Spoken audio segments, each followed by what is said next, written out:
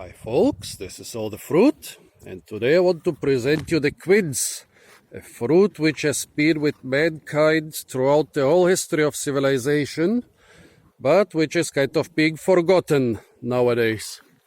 I'm here on my farm in Heidelberg, Germany, which is actually a farm belonging to the town hall of Heidelberg, Germany. I wanted to do this video in better light conditions, but I just caught a gang of quince thieves who came to my farm and with heavy equipment and wanted to harvest my quinces. Well, they were pretty surprised that I was here, and then they offered me some money, but I told them, harvest the quinces, you can have them as long as I can make the video first. So now I'm gonna make the video as quick as possible and then let those nice people have my quince harvest. So the quince has been, with mankind since the first cities of Mesopotamia. Basically the old Akkadians knew it, the old Mesopotamians knew it. So you can imagine it grows quite well in the dry and hot climate of Mesopotamia. And it requires a cold period of the year, so you cannot grow it in the real tropics in the equatorial area, but in subtropical desert areas like Mesopotamia, North Africa, and so it grows quite well. Also in places like Arizona, Florida, in the deserts of southern Spain. A lot of the legends and history that exists about apples were originally actually attributed to the quince, like the apple of Paris, the apple of the Hesperids, maybe even the apple of Adam and Eve in paradise. Well, originally quinces. And where can you cultivate it? Well, you cannot cultivate it in really cold areas like in the Baltics, in northern Russia, in most parts of Scandinavia, but in most parts of Germany you can kind of cultivate it, but with a big but. Well, see this little quince here. It has a very bumpy shape. It's quite small. Well, it grows on this little tree, which is grafted on hawthorn. And this little tree, which was destroyed probably by the pigs after it already started rotting years ago. So I will take this little quince, which the Germans call apple quince, and go to another much bigger tree with very different quinces. There are lots of quince cultivars, but the Germans, they basically divide them into apple quinces and pear quinces. Well, this is not a botanically correct term. Quince is just as related with apples as it is with pears. There is just one species of real quince, Cydonia oblonga. But there are two groups of varieties in Germany. As you can see, here is a much bigger tree, half covered by this grapevine. Okay, let me put down this one quince and let me get one quince from the other tree. The trees are in quite a lot of drought stress throughout both the last summers, this summer and the previous one. So those quinces here, they can be even considerably bigger in moist years. As you can see, the first difference between apple quince and pear quince is the size. The apple quince is usually much smaller. The pear quince is much bigger. Also, the apple quince is usually stocky, constricted a little bit like an apple or a very irregular apple or very irregular pumpkin. The pear quince is slightly more elongated. This is a very plump specimen, but when you look at the other ones, you can see they're pretty much all slightly elongated, hence the name pear quinces. Well, another big difference is that the apple quince basically can withstand colder weather, colder climate. So in a lot of Germany, apple quinces are actually the prevalent cultivar or group of cultivars because it's a bit too cold for the Pear Quinces. Also, the Pear Quinces are usually the more modern cultivars. I mean, usually the big and plump fruit are the more modern cultivars.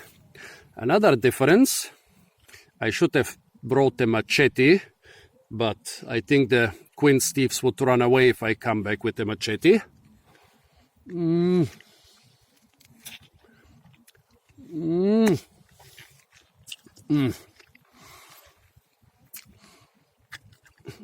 Phew, the apple quince is pretty tough.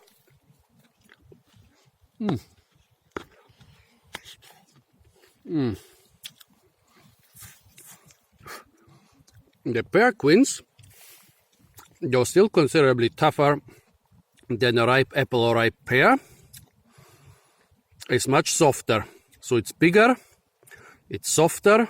Basically, in order to cut an apple quince, you need a hatchet or machete or a cleaver. This here you can cut quite well with a normal knife. With this one you will encounter really hard wood-hard structures in the inside. Here they are just very small, such structures. Well, those quinces, they are kind of, they are usually less frost hardy. So this group of varieties is more common in places like Turkey and Greece. However, I've seen nice big pear quinces also in the Balkan mountains in areas with quite cold winters. So it cannot be just the frost hardiness. Those are basically easier to cultivate, although quinces are very easy to cultivate. You basically plant them and then from time to time you might prune them a little bit, but apart from that you just harvest them every year. So why do people still bother to grow those small, very hard fruit when they can have big, a little bit less hard fruit? Well, first, as I said, this one can withstand colder climates. There are parts of Germany where this would grow, but this would not do so well. Second, this one is usually a lot more aromatic with a lot more pectin, and the pectin is important. Now let's see. Well, it is nice and aromatic. This one, despite still on the tree, it's already kind of oxidizing on the inside. Well, in my case, this one is even more aromatic. Well, this one is considered to be very aromatic and has a higher pectin content. So what do you use the quince for? And why is the pectin content so important? Well, you can make a lot of jams and marmalades out of them. Well, the quince thieves told me they're gonna make liquor and jam out of it. That's basically what I do too. My grandfather used to like to eat them even out of hand. I never got quite fond of them. When they are fully ripe, the big fruited varieties can be actually kind of good to eat out of hand. But they are still quite tough and also astringent. Well, this astringent taste, it basically goes away when you cook them. You can make them into very nice compotes and other preserves. The jam is not astringent at all. The liquor you can make with them is delicious, just like everything else, because they are much more aromatic than your average apple or pear or other fruit. That's why they've been cultivated for thousands of years, despite being tough and astringent. And you can also mix them with fruit with a lower pectin content to make jam, which congeals, solidifies, even if the other fruit are not very rich in pectin. You can even, and this has been quite widespread in a lot of different cultures. The Germans call it Quittenbrot or quince bread. What did the Spanish call it? Well, the Spanish call it quince membrillo. But basically, even nowadays in every Spanish supermarket, you can find like shallow plastic containers filled with some stuff which is like jam. It's sweet and sticky like jam, but you can cut it into pieces which will keep their shape, and like you can arrange them on bread or wherever. It's not so spreadable. It's rather something you cut into pieces and then put it on bread or eat it. So because of the rich pectin content and the rich sugar content and also the very aromatic fruit, this form of kind of dry jam has been very popular for thousands of years. It's also easier to store than the more soft and spreadable jam. A very valuable fruit. Yeah, I really like them. The smell is so nice that every year I collect a couple of them, and even if I don't want to make anything from them, I just keep them in my apartment for the smell.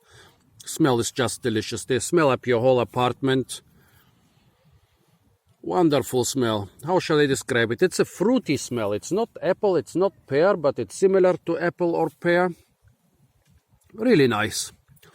So folks, if you happen to have a quince tree in your yard and you don't want to do anything with the quinces, still collect them, put them in your flat, and you're gonna have the nice smell.